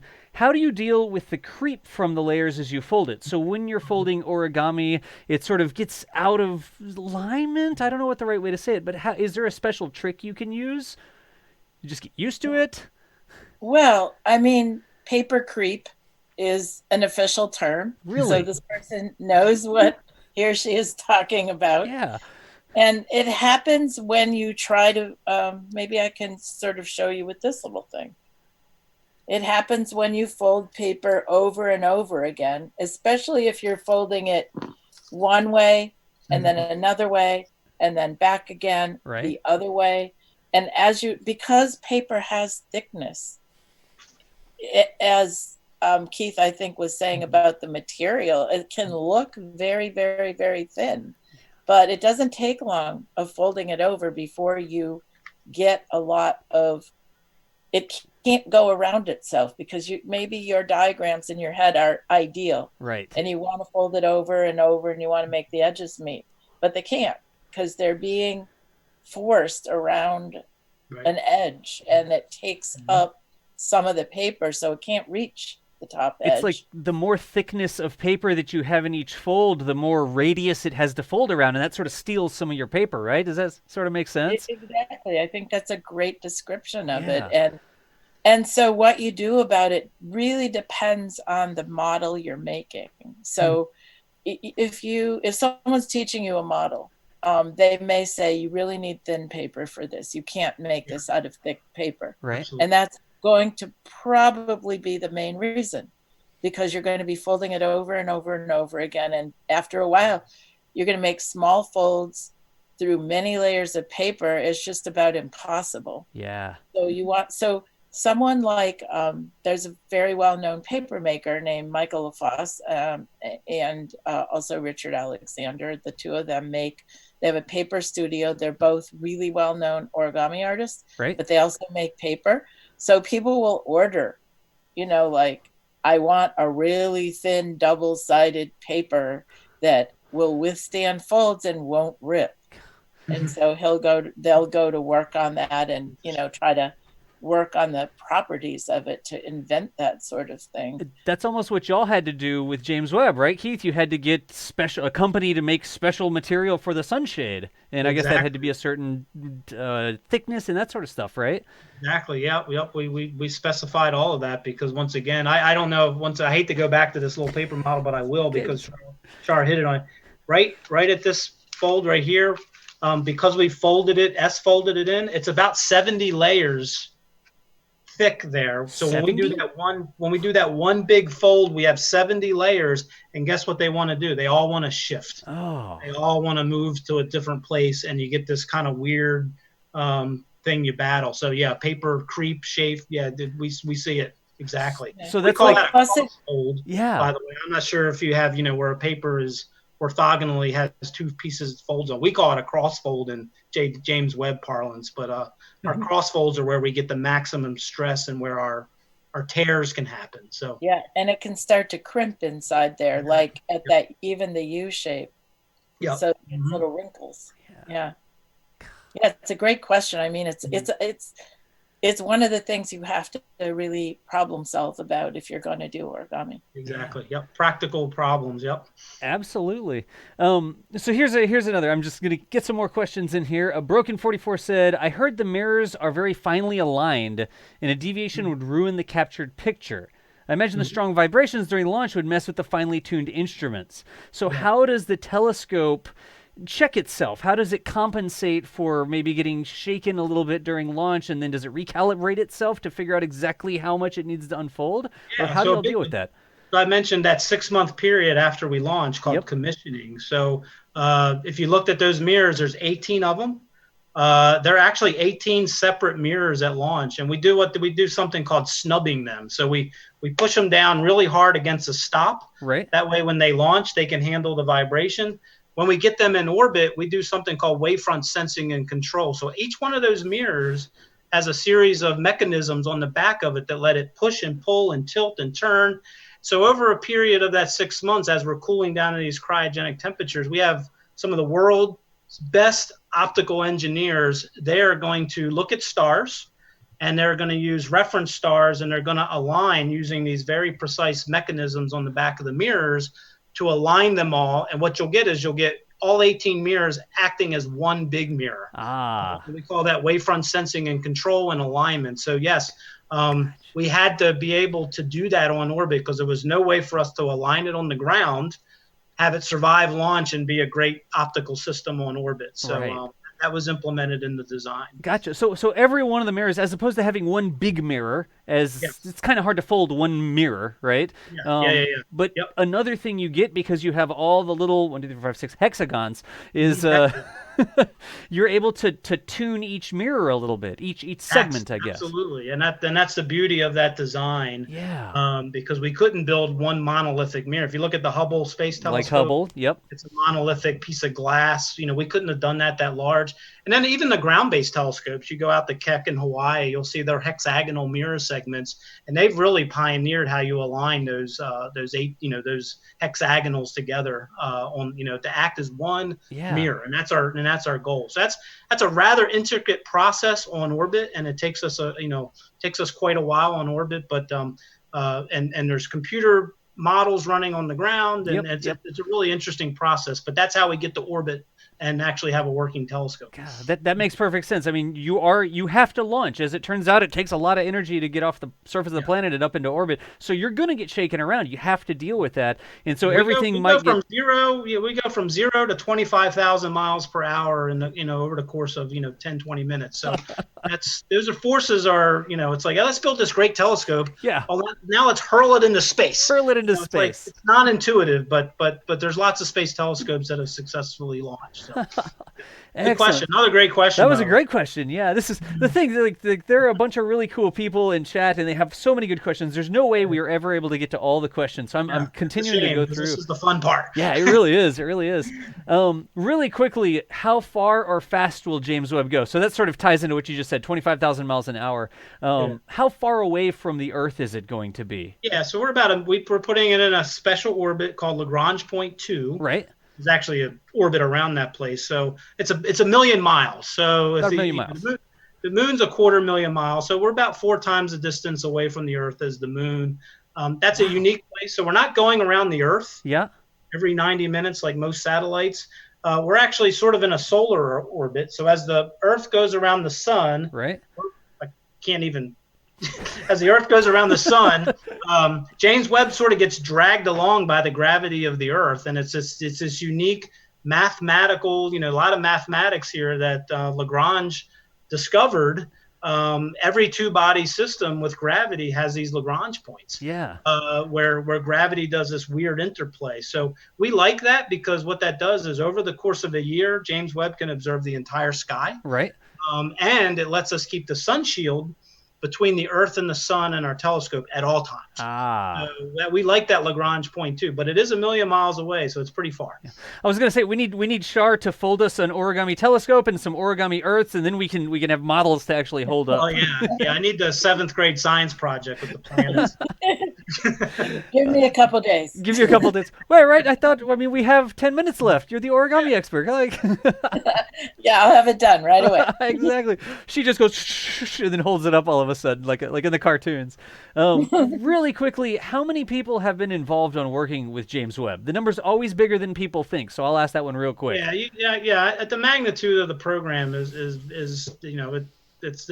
it's amazing. I mean, we're an international program. Right. We have our foreign partners, the European Space Agency, the Canadian Space Agency, and NASA. And then even within NASA, we have our industry partners, our big companies that can do specific things.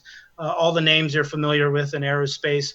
And then we have our scientific community out of our universities. So over the course of its development, you're really talking thousands and thousands of people in Europe and Canada and the United States. Right now, we have a large team preparing for launch and operations. So it's amazing. I mean, you're talking hundreds and hundreds of U.S. companies that have built everything from washers to a company, Brush Wellman in Utah, that has mined our beryllium and made these beautiful mirrors for us. Really? To a company in Delaware that puts the gold coating on them. So it truly is. There's no way we could build James Webb without an international engineering and scientific, everybody bringing their skills to the table when doing it. There's no way even one company in the United States could do it. So it's a very big program. It's one of NASA's most ambitious missions ever. And it has, it's basically required every ounce of industrial knowledge to build this beautiful machine. Right. That's another great question. So great Amy, question, there you go. The answer is a lot of people, a lot of companies all over the world to make this thing happen. Some of our really good videographers, which our videography team, which made a lot of those beautiful videos that you're showing. The time lapses are awesome. Tell them I said. They're putting together a documentary on. At least they plan to do a documentary on all the different companies, tiny little companies that only do one little tiny thing to big companies to really give a shout out to the capabilities of our industrial and our technology capabilities. Gotcha. So I've got two. I have like 20 more questions here. These two sort of go together. This is from Slink and Godzilla, or from NASA Spaceflight actually. How do you keep the heat from causing the paper to hold its shape? So as thermal things change, I guess as the thermal environment changes, sometimes it almost like irons it like a shirt. And so if you imagine you fold over the sleeve as a shirt and then you iron it, you apply some heat to it, it gets that crease in it, right? Yeah. So I mentioned earlier to those catenaries. That are always pulling, and then at the end of those cables that are pulling are springs. Okay. So as once again, this is plastic, so it doesn't shrink a lot. Once again, we were trying to find a material that didn't shrink a lot. It's like space plastic. Expand a lot. So we use springs to actually counteract the shrinking and the expansion due to these thermal effects to keep that nice flat space. So we call them negator springs. Okay. At the end of each cable. So as the temperatures change, these things, they kind of go in and out, but they always keep the same tension, and that's what allows it to stay flat. Gotcha. Another good question. Wow. Again, you engineered it so that it would. but people are really hitting on the engineering considerations that go into this that you may not think about. Yeah. So this is somebody who knows about it. Apparently, at one point when you were testing it, the Sunshade Tour, was that like a prototype you were working on or something, or the No, actual flight? We've torn the flight one, and we were ready for that. So back in the day, the company that made these membranes, we also had them make patch kits. Really? Yeah. So we don't want it to tear during testing. Obviously, that wasn't our plan, but we did get tears. Places that we saw were getting ready to tear, we went in and reinforced it. I don't know if you remember those patches you put on your kids' pants, or my parents put on my pants. A tire or something, like a tire kit for your bike? Yeah, so we don't want it to tear, but that's why we don't like to do, that's why handling it on the ground is so slow and careful and tedious. But we have had tears, none of them catastrophic, and we did anticipate it, we prepared for it, and we patched them. We already had patch kits, and we had the vendors come in who had the knowledge of how to do that. So, yeah, don't like the tears. Don't like the tears. Sure, but it does happen. Yeah, sure. How do you deal with that when you're folding origami? Origami doesn't cost $1 billion, right? It's a piece of paper. But if you've spent all this time folding a really complex shape, and then something goes wrong, it gets a little tear in it, or it's stress, like you've had it on your desk and you play with it all the time and eventually wears out. How do you repair origami? Do you just fold another one? Do you like a little piece of tape on it? Is there any tricks? Well, a couple things. I mean, you can use the crumple technique.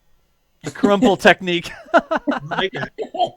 Meaning I'm done with this. Circular files. The circular file. Yeah.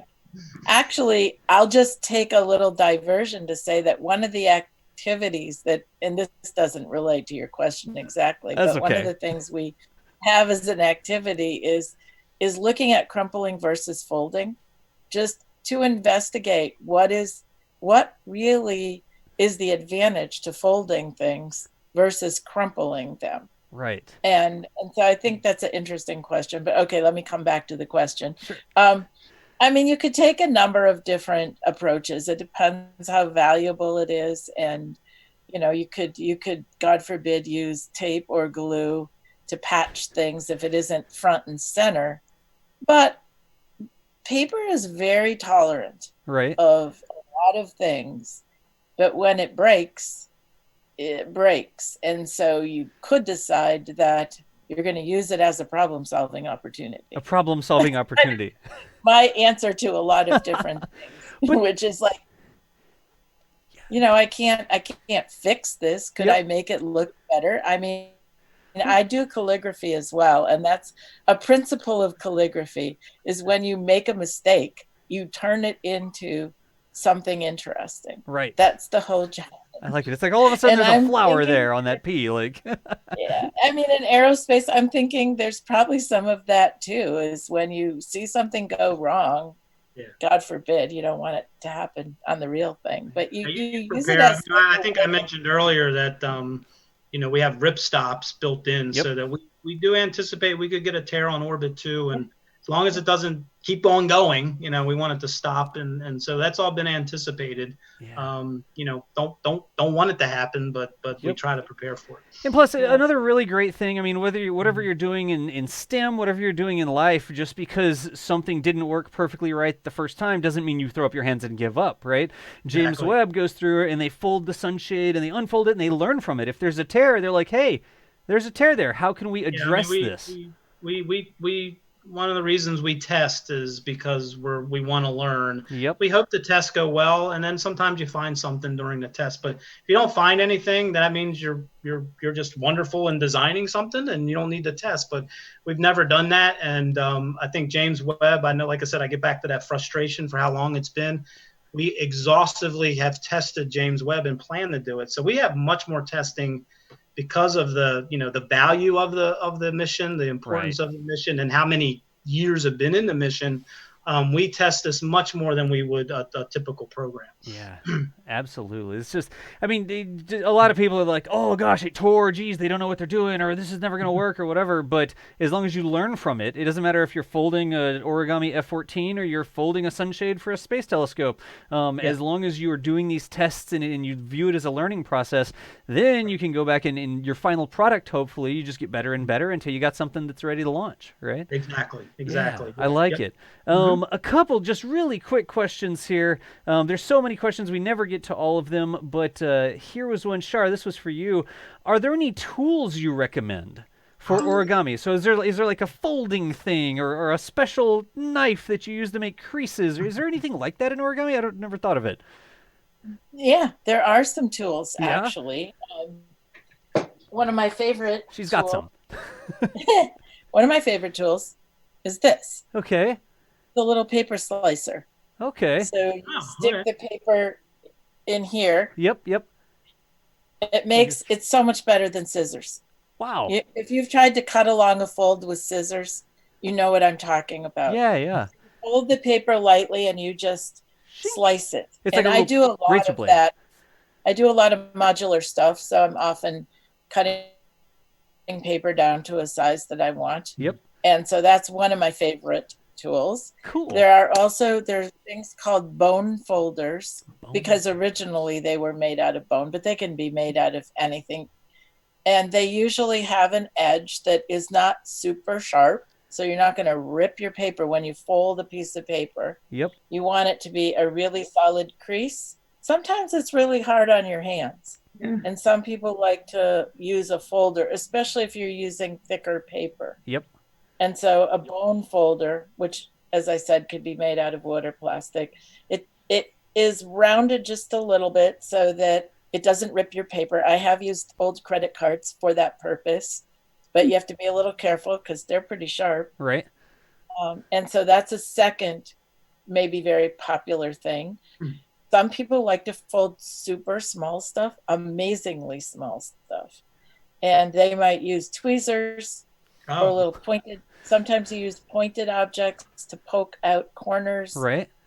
So that you can get the effect that you want. But some people use tweezers on their really small stuff. Yep.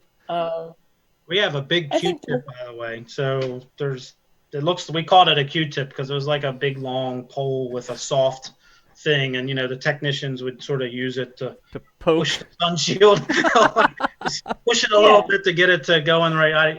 We called it a Q-tip because that's what it kind of looked like. It looked like a. So when you get it, like you get a crimp in something, and it doesn't want to totally fold out to the corner, right? Yep. You could use something like that, something not so pointy that it's going to rip right through your paper. Right. But that's really interesting that you have that same technique.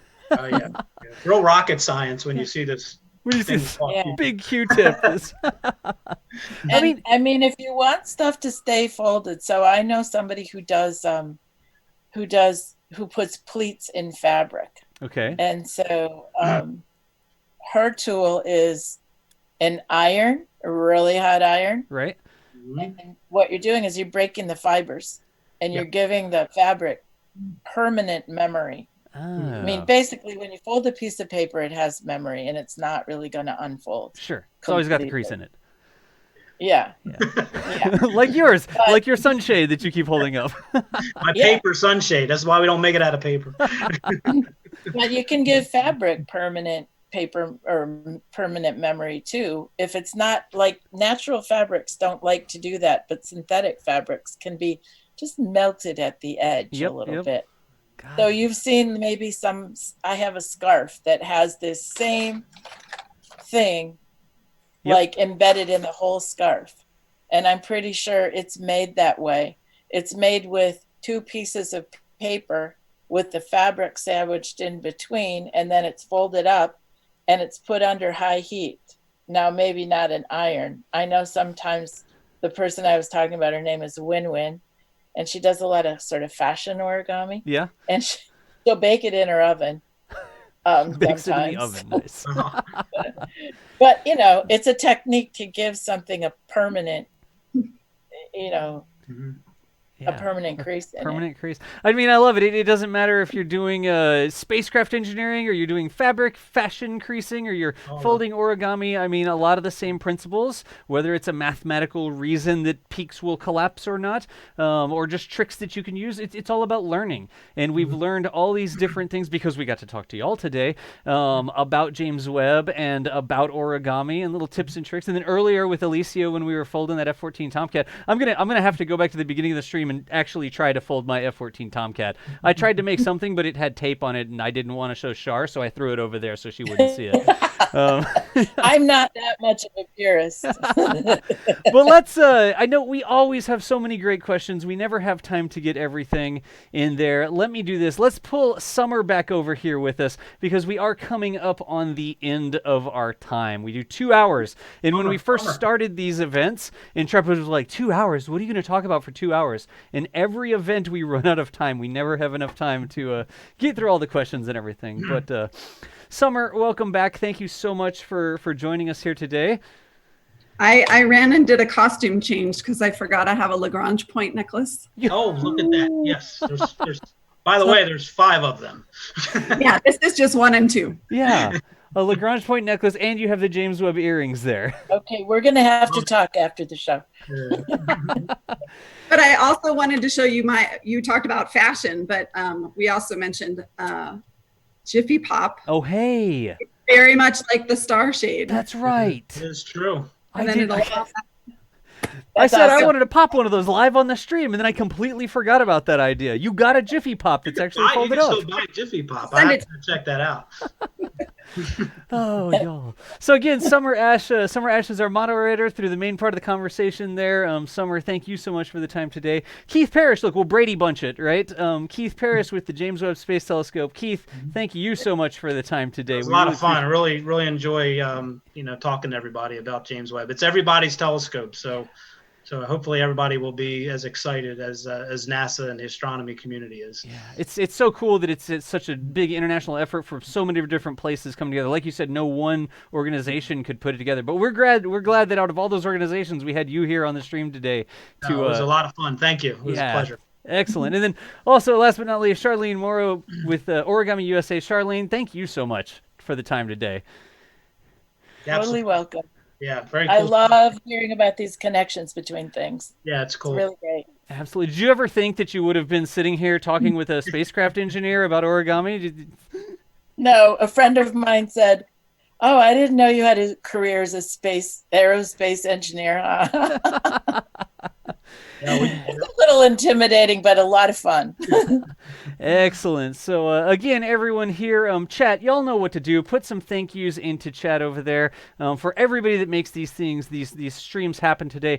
Especially, let me do this real quick. Intrepid Museum's Virtual Astronomy Live is made possible by the New York State Council on the Arts with the support of Governor Andrew Cuomo and the New York State Legislature. So Virtual Astronomy Live is also generously supported by the New York Space Grant Consortium. We are doing these things every month now. We get new topics, we get new guests, and every month we're going to have another Virtual Astronomy Live. That is because we've got some grants, educational grants. We've got some money to actually make these things happen. So massive thanks to the people who financially support this, making this happen. And speaking of that, there's going to be more shows coming up. The next monthly Virtual Astronomy Live will be on Thursday, July 16th. So check this out. I got a slide.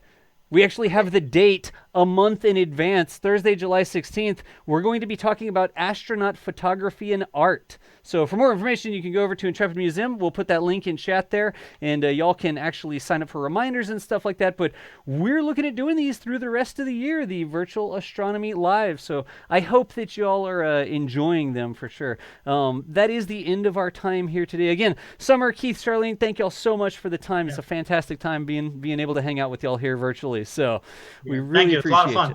Yeah, all right, so now we can all awkwardly wave goodbye. And we'll say later, nerds. Everybody watching, thank y'all so much for joining us here again, Intrepid Museum's Virtual Astronomy Live, and we will see y'all next month.